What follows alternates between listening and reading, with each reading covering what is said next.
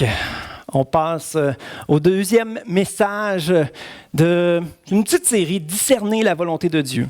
Les hommes m'avaient communiqué que c'était quelque chose dans lequel ils voulaient progresser, quelque chose qu'ils avaient besoin de développer. Comment savoir ce que Dieu veut pour nous? C'est quoi notre appel pour notre vie? Et on a commencé ça la semaine passée.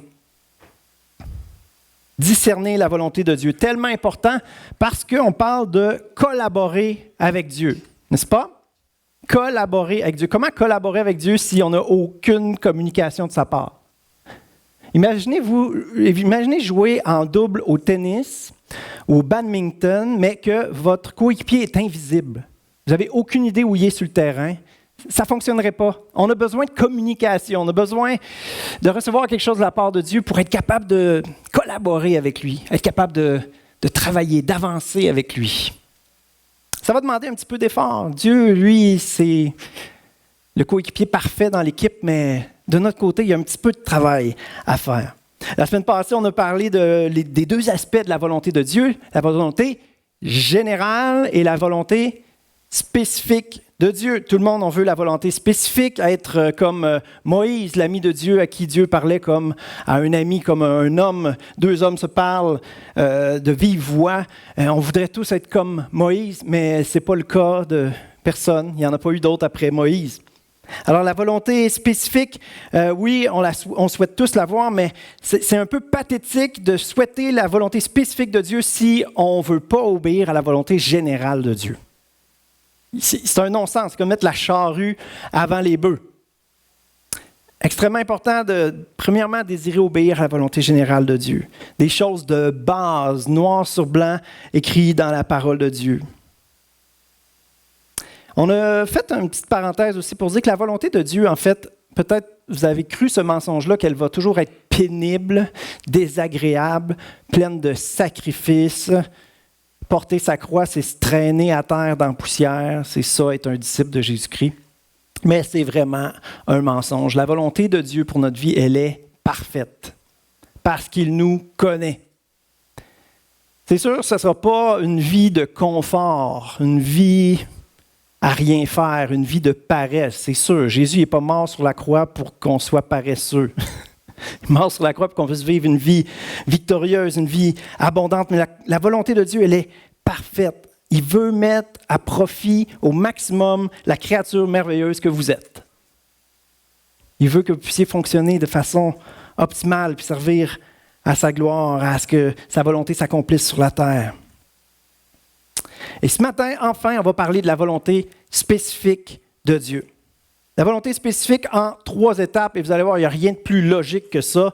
Pour découvrir la volonté spécifique de Dieu, il faut la rechercher, l'entendre et la discerner. En fait, discerner, on va élaborer davantage là-dessus dans 2 semaines. La semaine prochaine, ça va être Pâques, mais dans 2 semaines, on va comme terminer cette série-là. Donc, ce matin, ça va être rechercher la volonté de Dieu, puis entendre sa voix. Peut-être vous êtes plus visuel, voir ce que Dieu veut pour vous. Entendre dans votre cœur sa direction, découvrir sa direction. 3 étapes, très, très logiques, très simples. On va prier ensemble en commençant. Seigneur Dieu, on veut grandir dans notre vie en équipe avec toi, dans notre collaboration avec toi, dans notre marche avec toi. On veut accomplir ta volonté, qu'on sait qui est parfaite pour notre vie. Alors on veut renoncer à nos propres plans pour embarquer dans ton plan qui est parfait pour notre vie. Mais Seigneur, on a besoin d'entendre ce que tu veux pour nous de façon spécifique, Seigneur. Alors je te prie, oh Dieu, que les sourds entendent ce matin, Seigneur. Que des oreilles spirituelles soient débouchées, soient ouvertes et qu'on puisse recevoir de toi, Seigneur, comme jamais dans nos vies. Alléluia. Merci, Seigneur, d'être ce Dieu vivant qui veut parler au cœur de tes enfants. Alors on accueille ce matin ta volonté, ce que tu veux faire dans nos vies. Au nom de Jésus, amen. Recherchez sérieusement. Recherchez. Avez-vous déjà eu une journée où vous filiez pas super bien? Puis là, il y a quelqu'un, peut-être même quelqu'un que vous estimez. OK, mettons, Charles, c'est pas ta journée aujourd'hui, là. Tu files pas bien. C'est tough ce temps-ci. Puis là, moi, J'arrive dans la salle, je dis « Salut Charles, ça va? » Puis je continue. Ça vous est-tu déjà arrivé? « Salut, ça va? » Puis là, c'est quoi les choix de réponse? C'est « Oui, ça va » ou « Oui, toi ». C'est les deux choix de réponse, là. La personne, elle ne veut pas le savoir. Si ça ne va pas, non, ça ne fait pas partie des choix de réponse. C'est « Oui, ça va » ou « Oui, toi ». Au Québec, c'est la question d'usage. « Salut, ça va? » « Oui, toi? » « Oui. »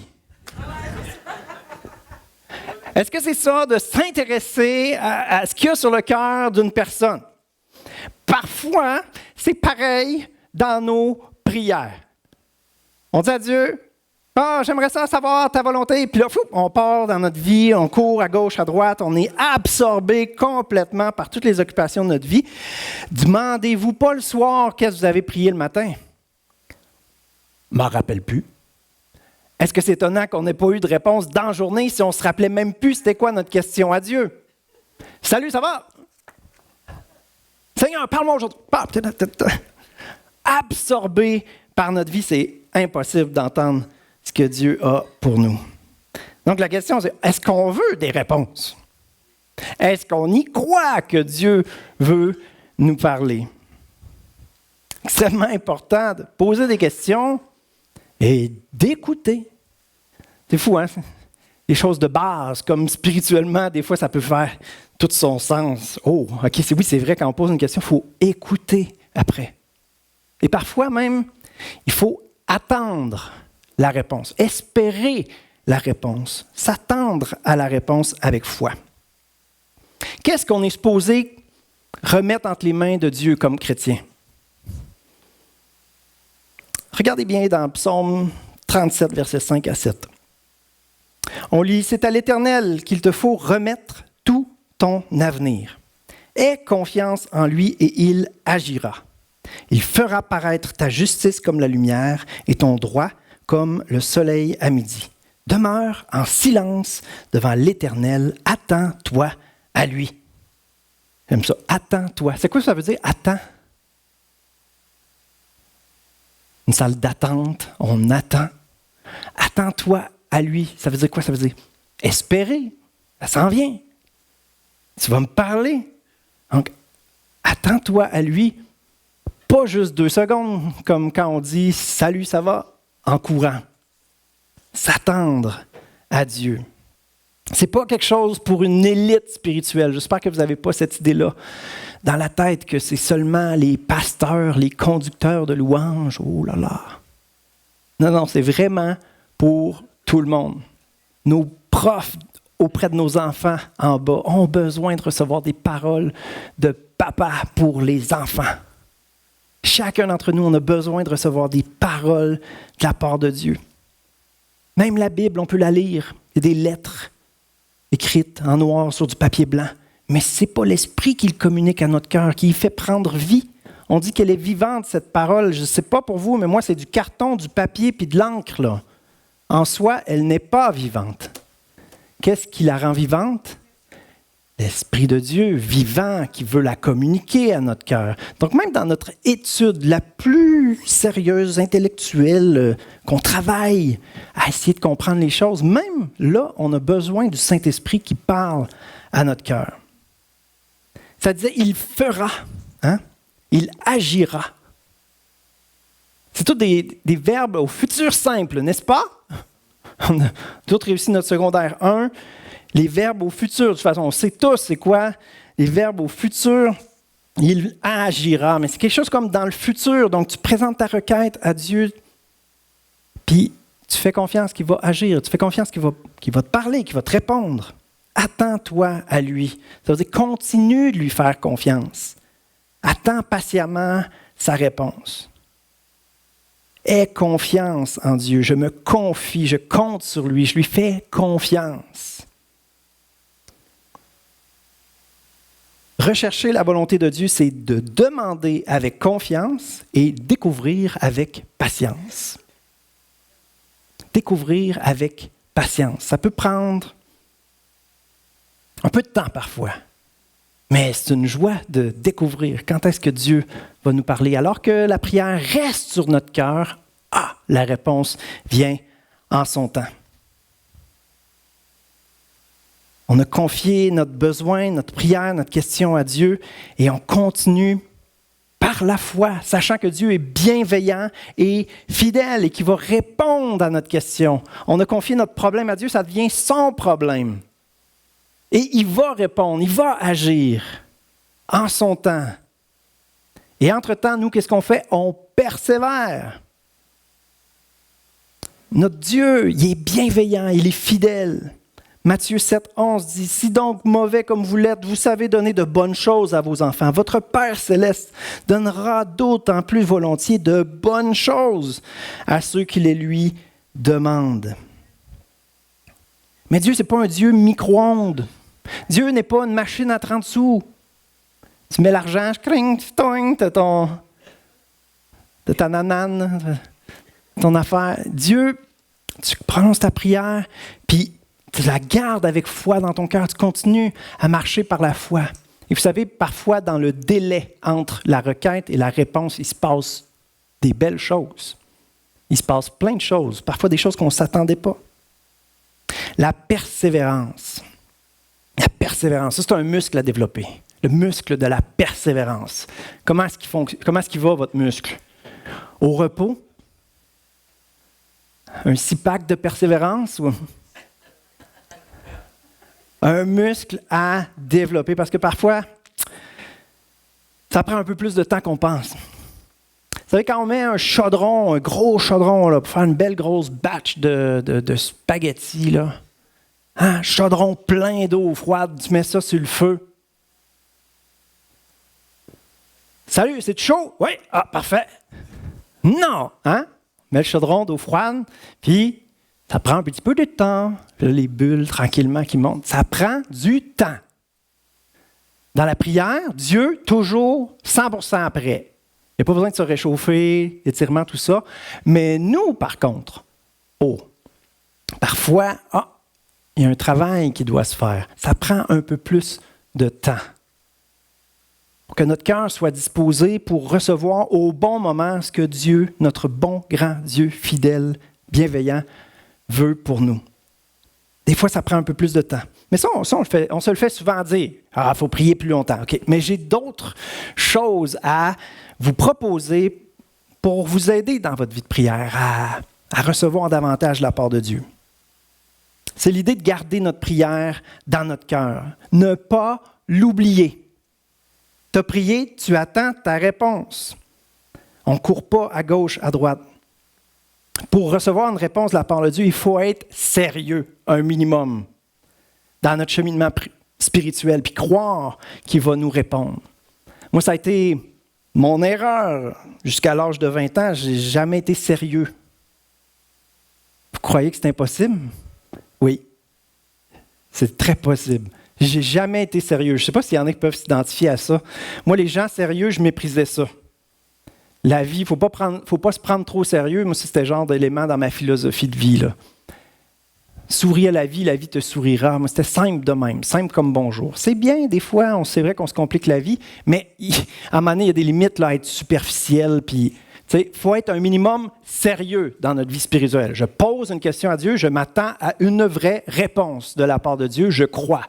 Avec sérieux. Il y a comme un petit aspect d'adulte, là, pas d'enfant, là, que sa vie, c'est de jouer puis de faire ça. Non, ta vie a un sens spirituel, tu es un être spirituel, Dieu, l'Esprit veut parler à ton cœur. Ça prend du sérieux. Il ne faut pas oublier notre prière, il faut la garder dans notre cœur. Donnez-vous le temps de recevoir. Attendez-vous à ce que Dieu réponde parce qu'il est fidèle. Et attendre la réponse avec foi. En fait, connaître vos besoins à Dieu, des prières, puis là, attendez avec action de grâce, avec reconnaissance. Vous pouvez même avoir des problèmes dans votre vie, des situations difficiles, que dans la prière, vous choisissez de remettre entre les mains de Dieu. Peut-être la situation est impossible à vos yeux. Bien, dans ce temps-là, vous pouvez dire, j'ai bien hâte de voir comment tu vas me sortir de celle-là. Laissons Dieu nous surprendre. Mettons notre foi dans la prière. Croyons-y que Dieu va intervenir, que Dieu va agir, que Dieu va nous parler. Remercions-le d'avance pour ses réponses. C'est ça la foi. La foi, c'est ce qui s'inscrit entre la question et la réponse. La foi, c'est entre le point A et le point B. La foi est là, est dans l'attente, dans l'espérance, dans l'anticipation, puis dans la reconnaissance que Dieu va répondre. Rechercher. Extrêmement important de rechercher. Deuxième point, c'est entendre.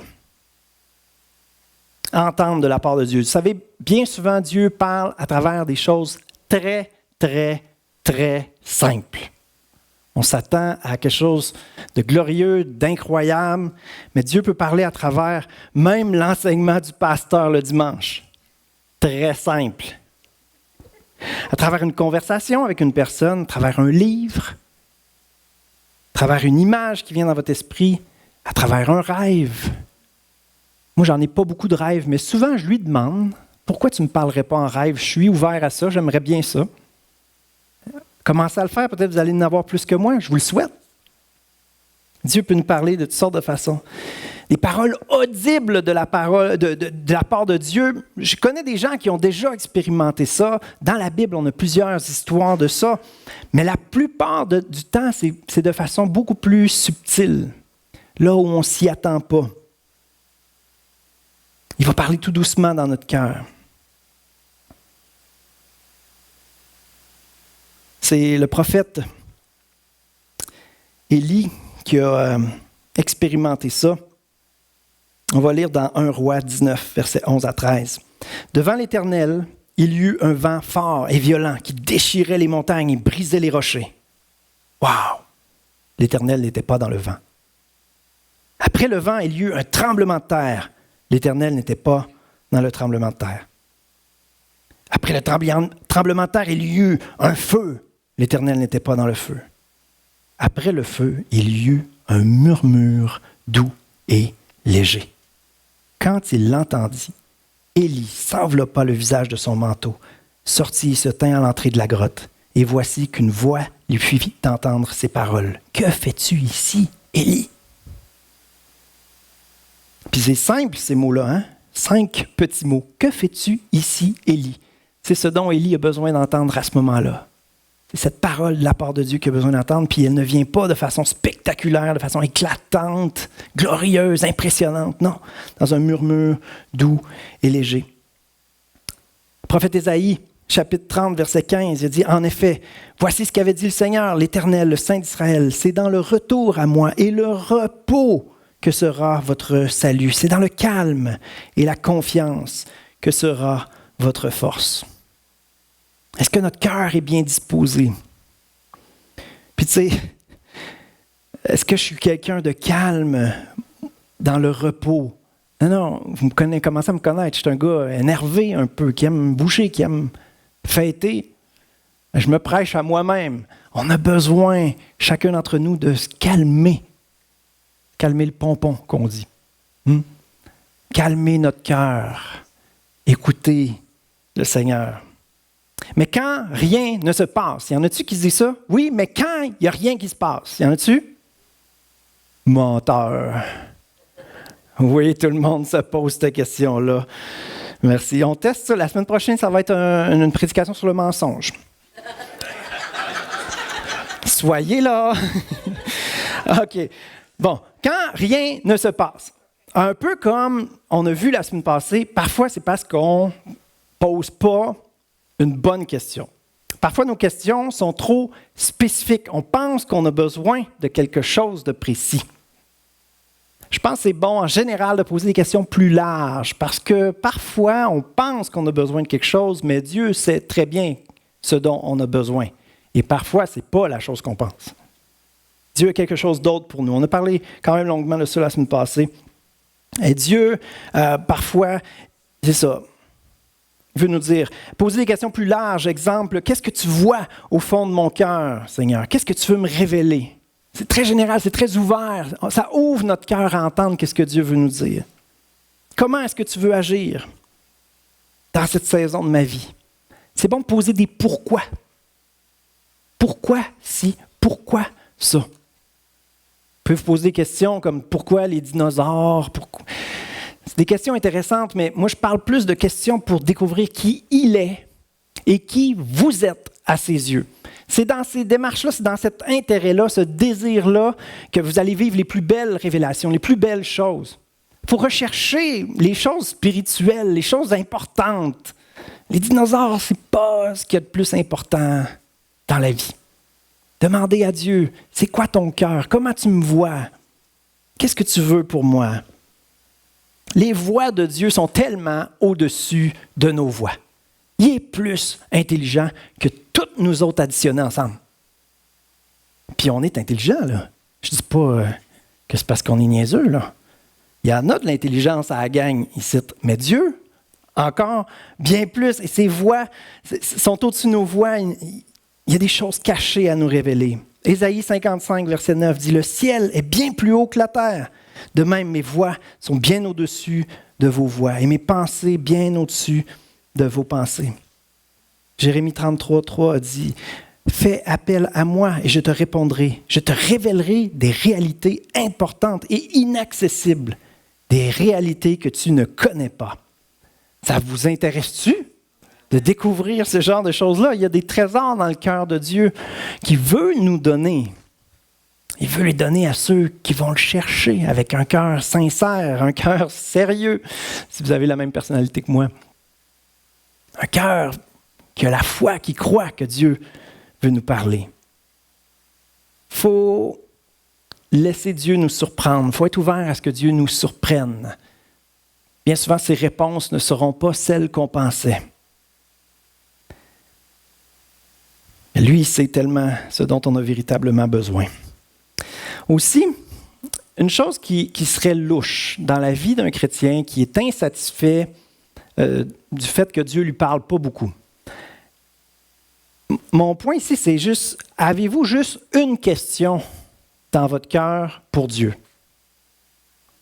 Avez-vous juste une question? Donnez-y une chance, donnez-y quelques-unes. En fait, je vous dirais, donnez-vous une chance. Si vous avez juste une question et qu'elle n'est pas bonne, vous allez attendre longtemps.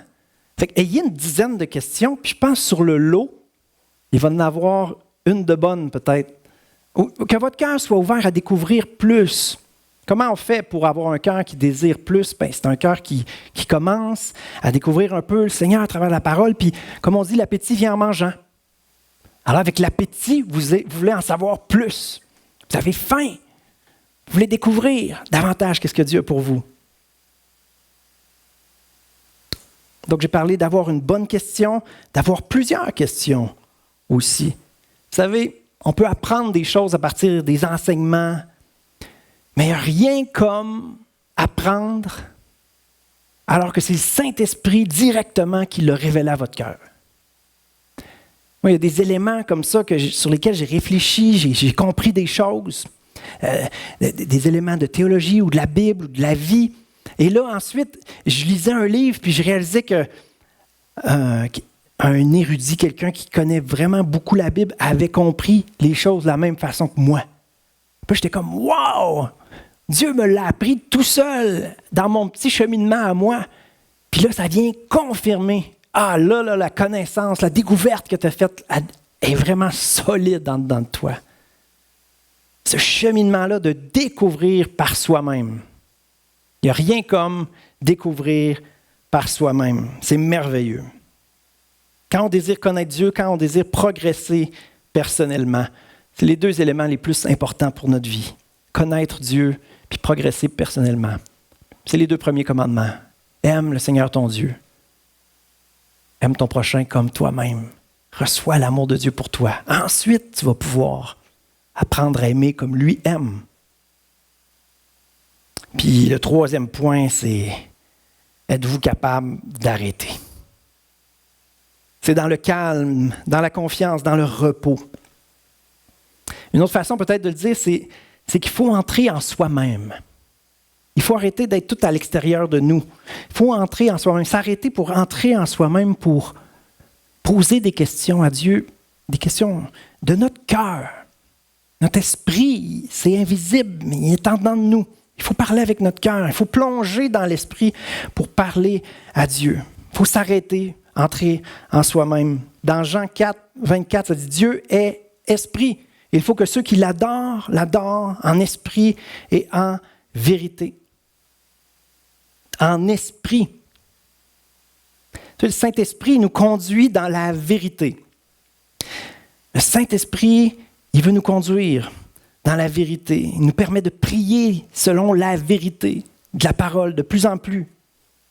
Mais un cœur vrai, c'est pas quelque chose qui s'apprend, c'est quelque chose qui se développe. C'est le Saint-Esprit qui peut développer ça en nous, si on collabore avec lui, si on le désire, vivre une vraie vie, si on désire être vrai. Le Saint-Esprit veut nous enseigner, veut parler à nos cœurs. Notre esprit, hein, c'est l'homme intérieur, c'est la femme intérieure. C'est là qu'on peut avoir un dialogue avec Dieu. Mais il faut s'arrêter un peu. Il faut lui parler avec notre cœur. Dieu est esprit. Il faut que ceux qui le prient en esprit et en vérité. Vous êtes d'accord? Parce qu'adorer, c'est une façon de prier. Dans la prière, on adore, on loue le Seigneur, on célèbre, amen. Mais il y a toutes sortes de prières à faire qui doivent se faire en esprit et en vérité. Si vraiment vous n'êtes pas capable d'arrêter. Parce que, comme je disais tout à l'heure, Dieu, lui, il n'y en a pas de problème. Lui, toujours disposé, toujours prêt. Mais parfois, nous, ça prend vraiment de la job, puis peut-être vous n'êtes vraiment pas capable d'arrêter. Mais il y a un outil qui nous a été donné dans la parole de Dieu, ça s'appelle le jeûne. Peut-être vous trouvez ça intense, mais comme on dit, aux grands mots, les grands moyens. Vous êtes un chrétien qui ne reçoit jamais rien de la part de Dieu, vous n'avez pas l'impression qu'il parle à votre cœur, mais prenez ça au sérieux, aux grands mots, les grands moyens. Va essayer ça, le jeûne, une journée. Peu importe le temps. L'important, c'est d'avoir un temps à part où la priorité, c'est de recevoir quelque chose de la part de Dieu. Le jeûne, c'est de déclarer, je ne vis pas juste de la nourriture terrestre, de l'eau puis la nourriture. Ce qui est le plus important pour moi, ce que j'ai vraiment besoin pour vivre, vraiment, c'est des paroles de la part de Dieu. C'est ça ma vraie nourriture. Jésus a dit, ma nourriture, c'est de faire la volonté de mon Père. Mais comment faire la volonté de notre Père si on n'entend pas ce qu'il veut qu'on fasse? C'est notre pain quotidien, sa parole. Il faut avoir faim, il faut le désirer. Matthieu 4,4, un classique par rapport au jeûne. L'homme ne vivra pas de pain seulement, mais de toute parole qui sort de la bouche de Dieu. On a besoin d'avoir faim. C'est drôle de dire ça quand même, mais ce n'est pas quelque chose qui se crée, avoir faim. Physiquement, quand on ne mange pas pendant 5 heures, à un moment donné, là, ça gargouille un peu, on a faim. Spirituellement, c'est plus subtil. Spirituellement, ça ressemble beaucoup plus à semer puis récolter. Quand tu sèmes dans l'esprit, tu récoltes dans l'esprit. Quand tu arrêtes de semer, tu continues de récolter. Saviez-vous ça? Ben oui, parce que tu as semé dans le passé. Mais, c'est pas très, très long que là, il n'y a plus de récolte. Mais il y a eu un délai. C'est ça qui est traître. Quelqu'un s'éloigne de Dieu, il ne s'en rend pas compte tout de suite. Quelqu'un qui est écœuré de l'Église, écœuré de tout ça, il va quitter, il va s'en aller. Tout d'un coup, sa vie est plus simple. Oui, mais c'est parce qu'il a semé là, dans les derniers mois quand même, il récolte encore. Mais ce n'est pas très long que la sécheresse vient spirituellement. Donc, cette faim-là, on ne la ressent pas nécessairement, cette faim, cette soif spirituellement, surtout si vous n'avez pas l'habitude de vous nourrir beaucoup spirituellement. Puis, c'est la réalité. On a tous passé par là, puis c'est la réalité de plusieurs. Si on n'a pas l'habitude de se nourrir, si on a l'habitude de se nourrir, on a hâte au prochain temps avec le Seigneur, on a hâte de pouvoir prendre du temps à la parole de Dieu, mais ce n'est pas la réalité de tout le monde. Donc, cette hâte-là, ce désir-là qui vient de l'intérieur, qui est viscéral, que spirituellement on a le goût de se nourrir, c'est pas tout le monde qui l'a, puis pour la plupart des gens, justement, ça va être subtil. On ne le ressent pas, ce désir-là. Sauf que la parole nous dit qu'on a besoin de notre pain quotidien. Si on croit la parole, ça veut dire qu'on est supposé avoir faim spirituellement. Et si on n'a pas faim, c'est là que Le jeûne, très utile. Parce que tu mets de côté la nourriture, tu prends un temps pour rappeler à ton âme, rappeler à ton cœur que tu es supposé avoir faim spirituellement. Parce que tu en as besoin. Et là, tu te rends compte que dernièrement, tu ne reçois rien, tu n'es pas nourri. Fait que là, tu prends un temps sérieux pour recevoir de la part de Dieu. Avoir faim, avoir soif. On se laisse étourdir par toutes sortes de choses. C'est comme si on mangeait du fast-food de spirituel ou des bonbons tout le temps qui ne nourrissent pas, qui ne font rien de bon à notre homme intérieur. Il faut accepter, il faut reconnaître, il faut croire qu'on est un être spirituel qui a besoin de se nourrir spirituellement. Matthieu 5, 3, on lit « Heureux les pauvres en esprit ». Saviez-vous que vous êtes pauvres en esprit? Vous avez besoin des richesses que Dieu a pour vous. Heureux ceux qui réalisent qu'ils sont pauvres spirituellement. Heureux ceux qui prennent conscience qu'ils sont pauvres, qui ont besoin de Dieu. Ceux qui le reconnaissent. Les pauvres en esprit, ça pourrait être traduit comme les mendiants spirituels. Ceux qui quémandent l'intervention de Dieu. Cette nécessité, un mendiant, il a besoin de recevoir de l'argent pour manger aujourd'hui. Dépendant de Dieu. Besoin de recevoir de la part de Dieu. Donc, demandez avec insistance, pétitionner, supplier Dieu de nous donner. Dans les psaumes, il y a cette image-là d'une biche qui soupire après les courants d'eau. J'ai soif de toi, Seigneur. J'ai besoin de recevoir de toi. Est-ce qu'il y en a qui désirent progresser là-dedans, à entendre Dieu parler à son cœur? Et là, je vais peut-être vous surprendre, mais on va le faire ensemble ce matin. On va prendre 5 minutes ensemble pour prendre le temps d'écouter ce que Dieu a à nous dire. Là, peut-être vous vous dites, franchement, je ne suis pas venu à l'Église pour du silence. Mais tu sais, je suis là, ça fait 2 ans et demi. Ça fait 2 ans et demi qu'on fait juste parler puis faire du bruit. On peut-tu donner 5 minutes à Dieu pour parler? Non, il peut nous parler de toutes sortes de façons, mais on va faire ça ce matin. 5 minutes pour recevoir de la part de Dieu. Puis, un élément qui est important quand on prend un temps comme ça, c'est d'essayer de s'empêcher de tout de suite examiner puis essayer de discerner tout de suite. Il faut se laisser recevoir. C'est un peu comme un ruisseau qui coule, puis quand tu te mets à examiner puis à essayer de discerner tout de suite, bien, ça coupe le cours du ruisseau.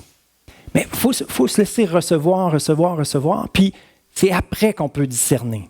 Donc parfois, il y a peut-être des pensées loufoques, des pensées originales, surprenantes qui peuvent venir, puis c'est bien de les noter. On discernera après. L'idéal dans un temps comme ça, c'est que vous ayez vos propres questions, des questions qui sont sur votre cœur. Comme je disais tout à l'heure, de poser des pourquoi à Dieu. Souvent, c'est un bon premier mot pour commencer une question. Une autre qui est bonne, c'est « Moi, je pense ça. Toi, qu'est-ce que tu penses? » Ça, c'est une question qui marche bien souvent. Parce que ça ouvre la porte à un changement de mentalité.